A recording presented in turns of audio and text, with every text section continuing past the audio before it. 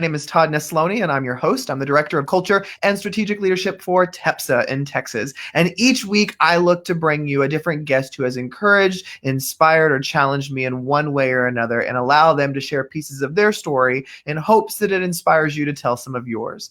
I'm thrilled this week to have my special guest, Jharrett Bryantt, on with us. Jharrett, tell everybody a little bit about who you are. Sure. So I'm Jharrett Bryantt. A little bit about myself. I live in the great city of Houston. I've been here for almost 10 years now. I actually was placed here through a program called Teach for America, where I taught high school geometry. And I've been in Houston ever since.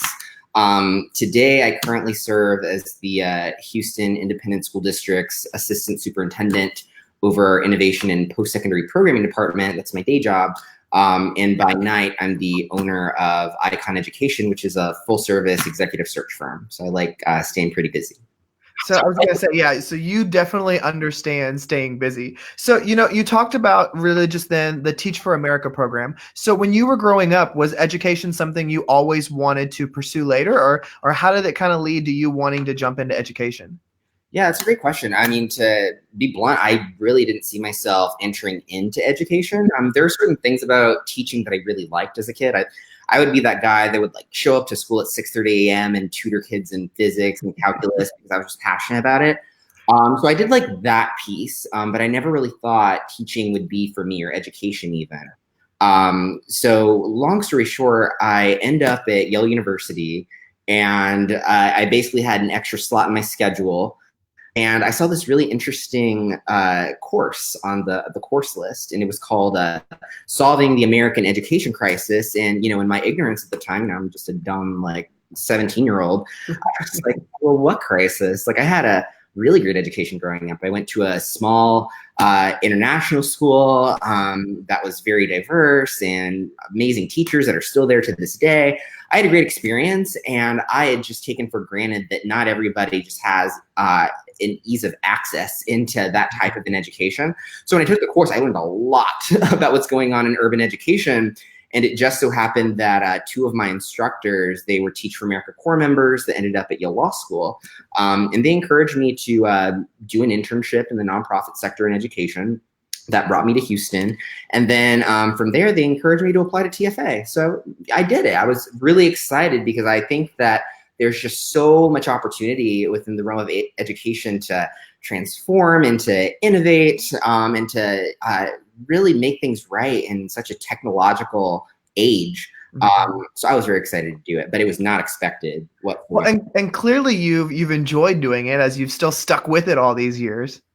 What do you think is something that really surprised you about education when you actually stepped into it? Honestly, one of the biggest things is I just realized how schools can be so different just depending on what zip code that you grow up in. Like I said, I went to an international school that was very diverse. We had folks represented from probably a dozen different countries. It was very socioeconomically diverse. Lots of languages spoken, an appreciation for all sorts of different disciplines. And to be blunt, when I was placed for Teach for America, my placement school was in the East End of Houston, which is a historically Hispanic neighborhood. And my school was 99.4% Latino and almost entirely low income.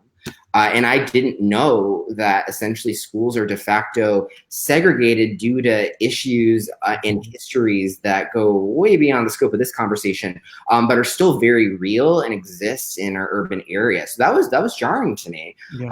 I did teach in a very great school with very great teachers, and we gave these kids a great education, but I had projected my own education onto others, and it was such a great opportunity to meet people from all sorts of backgrounds, who I still talk to this day. It was an incredible experience. So you attend that international school, you go to Yale, you've got Teach for America, you move to one of the most diverse cities in the country, and now you're, in a very powerful position in a super large district in one of the most diverse cities in the country. What do you find is the biggest struggle in a position like that? Sure. Yeah. It's crazy how quickly it happened. So I became an assistant superintendent when I was 25 years old. I still remember getting that call. My kind of background was college counseling after I stopped teaching, and I kind of put myself in that box. So when I entered this role working for Houston ISD, which for those of you who don't know is the largest district in Texas, seventh largest in the country. So we almost have as many schools as days in the year. Yeah, it's real. There's a lot going on. Yeah. And, to your point, Houston's one of the most diverse cities in the country. And in Houston ISD, it's very dissimilar from a lot of other districts that, may represent like a certain region of the city. If Houston were a giant circle, Houston ISD would be 80% of that circle. Right. It spans everywhere from the suburbs to the inner city to everywhere in between. So you have so many different interests and so many different opportunities. And, to answer your question, another interesting thing about Houston ISD is we literally have schools that are ranked top 5 in the country. And you have schools that are really struggling. Right.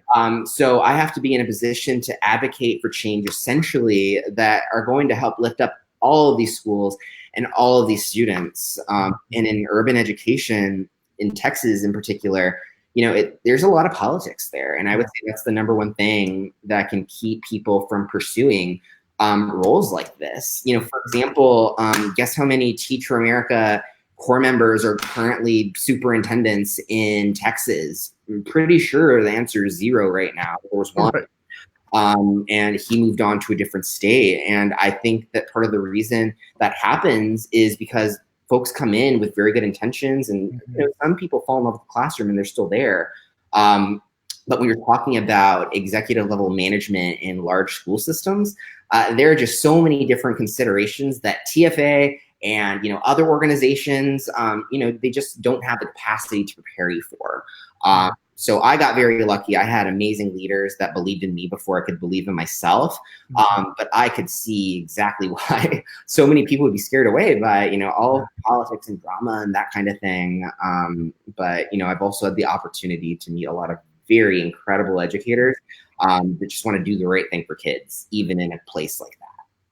And I think you bring up a lot of good points in education and period, there's a lot of just politics involved. And the higher you move up, the more complicated things become. And I just think of your position and other executive positions in a district the size of Houston. I can't even fathom how you can even begin to wrap your brain around how to serve all those different types of students. Because, as a campus level principal in a very rural city in Texas, I had difficulty figuring out how to serve the needs of just my kids at my campus, and they were so varied. But it doesn't even begin to take into consideration the languages and the cultures and the religions and the types of schools and the socioeconomics that exists in a city like Houston. How do you not get overwhelmed by the amount of, I guess the best way to put it is the amount of pain in our kids and educators, because it's one thing to see it in a small district and to carry some of that load, but the load is really big in Houston. How do you not get overwhelmed with despair when you see the way some things are for some of these kids or some of these families? Yeah. I mean, I do get overwhelmed sometimes.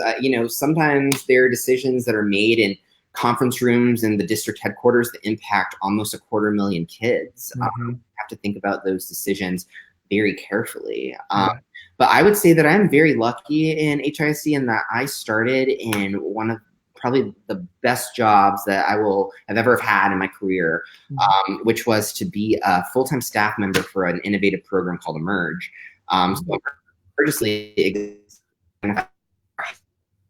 students and help get them to universities like Yale, Rice, and other highly selective schools. And, a lot of people think, we launch programs like this from like the lens of elitism and that kind of thing. But the fact is that highly selective universities, one, they have a lot more dollars to invest per student than a community college just by sheer resources. Two, they provide robust financial aid. So if you can't pay a dime to go to college, you don't have to. They'll give you $70,000 a year to go there for free. And then the graduation rates for low-income kids is, at 90+%. So essentially the gap between the wealthy and the low incomes closed when you talk about students enrolling at highly selective schools. So anyway, all of that to say, I mean, I'm very inspired and motivated by the work that I did with Emerge, and it's one of the departments that I still oversee. But to your question, I'm still motivated by some of the great things that are happening in all of our schools. So, for example, we have 42 comprehensive high schools here in Houston ISD, and we have the Emerge program in all of them. So everywhere from the very famous selective magnet schools, all the way down to our lowest performing schools in the district. And at every single one of those students have the opportunity, and they're actually getting in and going to highly selective, very great institutions. And they're persisting at 90+%. That's so inspiring. And those moments when I reflect on, X and Y, there's just so much we could be doing more for our kids. I just think about, but at the same time, we're in a position to launch programs like Emerge, and we've launched other programs since then that really do make an impact. So you just have to think about, that moment. For me, I just think about that moment when I was a college counselor working with a student who literally lived in a trailer and had 2 undocumented parents, who's now a graduate of Yale University. I'll never forget the day that so cool. He called me the day that he got in early to Yale of his senior year. And then I got another call about 5 years later letting me know that he had gotten into Teach for America and he was going to come to Houston ISD teacher. And, I literally dedicated my dissertation to this kid. I'll be attending his wedding next year. And, he's just incredible, but he's just one of thousands of students that we've identified as high potential. And now we've gone down to the middle schools and elementaries. We're talking about mentorship. We've really scaled this up. So for everything that really drags you down, I think that there are, a few other things, at least in Houston ISD, that really get me excited at least. So that's why I stayed. Yeah. Well, I have a question for you, and it's kind of a large question. So I know that you're going to have lots of things that come to mind, but just pick one. When you look back on your life and the things that you've been through and experienced, when you reflect, what is one thing that you think that really played a role into the man you are today? Yeah, that is a big question. I think that, so let me put this anecdote out there into the universe. So there's this phrase that, it triggers me. And it's that phrase where I got to where I am because I pulled myself up from my bootstrap. And, for those of you listening, you could Google that term because actually, it's impossible to pull yourself up from your bootstraps. Google it. I don't want to get into that right now. Long story short, I hate that phrase because no matter who you are, whether you're low income, high income, any race, creed, background, you're here because of somebody else. So when I think about, the Emerge program, we're very successful. We're doing a lot of really great things. And these kids are incredible, and they deserve all these opportunities that they're getting. But in the background, there was a founder of the Emerge program. There are a lot of people that invested in that program so that they got that opportunity that changed their lives. And then even before we all got involved in this movement, universities at one point had to say, we just want the best and the brightest, period. Not the best and the brightest from the elite private schools in the Northeast. We just want the best and the brightest, period. So they made the decision to invest their dollars into full need financial aid. So, if you're a low-income student at a highly selective school, you're great. And there are so many people that came before you that made decisions that impact who you are today. And on the flip side, if you're, very affluent, I went to college with, the sons of, princes and kings and, CEOs of Fortune 200 companies. You also have a lot of people in your background that have influenced who you are today. So I actually think about this question a lot. Who do I owe any success that I have to? A lot of people. But I would say that I am forever indebted to my boss and mentor and colleague of, closer to 10 years than not at this point, Rick Cruz, who was the founder of Emerge, for taking a chance on me and not just believing in me before I believed in myself, but also helping me believe in myself, because those are different things. And then, one of my former superintendents, Terry Greer, who, people have a lot of opinions about him, but I think he has a lot of vision and passion, and he's willing to make bold moves. And some of those bold moves are directly attributed to things I've been able to do for students in my role. So I think people like them, I'm just forever grateful for. And I'm just so motivated to hopefully be at one point that person for somebody else. I'm not quite there yet, but those are really incredible leaders who just like mentored me. And, I think the other thing I've realized too is that people want to do this. They want to mentor other people. They want to help them succeed. I recently, about 2 years ago, I was finishing up my dissertation for grad school, and essentially that entailed my speaking to a bunch of superintendents about some sensitive topics. And I was just shocked at how willing all of these people, these like really influential people in education, were so willing to contribute to my project, because either they wanted to pay it forward, or they just recognized the importance of helping someone else reach a milestone that was really important for them. And I just think that's so cool. Like when I was a lot younger, I just figured somebody who is so accomplished wouldn't want to help out some random kid or somebody earlier in their career. But at least in my experience, that's not the case. And I'm so grateful to the 100 people who proactively or even accidentally came into my life and have really taken me under their wing and given me one nugget of knowledge that I didn't have before. I love that. Well, one thing we talk about quite often through these conversations that I have on this podcast are that idea of, especially so many of my guests are in education, and the workload, the emotional toll. There's many days where you're just like in complete doubt of, am I the right person for this position? Am I meant for this? This is really difficult. On those days that you find doubt creeping into your own life, how do you maintain perspective and focus and not let it consume you?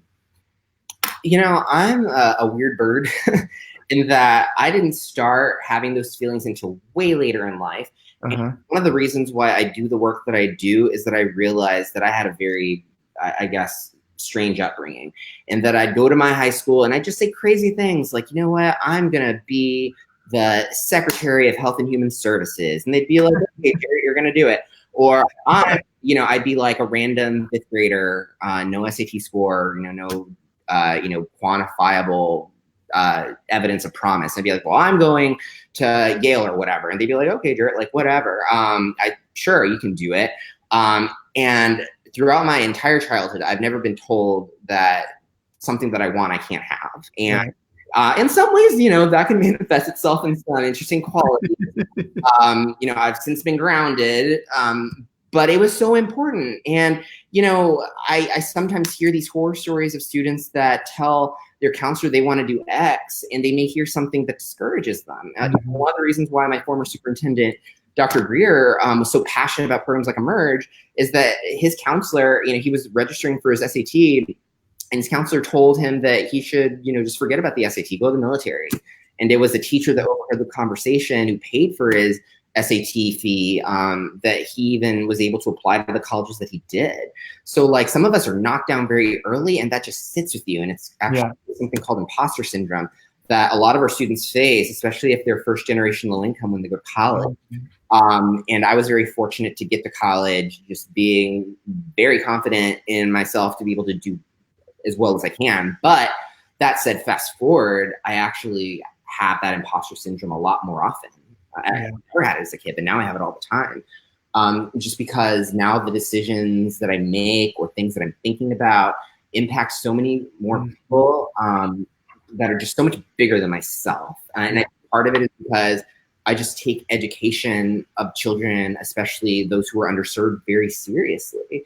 And I don't want to let them down. So sometimes I do have those feelings of doubt or feelings of, am I even the right person in the seat? I was this random 25-year-old at the time, signing $1 million invoices to organizations. Like, yeah, like, I don't know, like, how did I get here?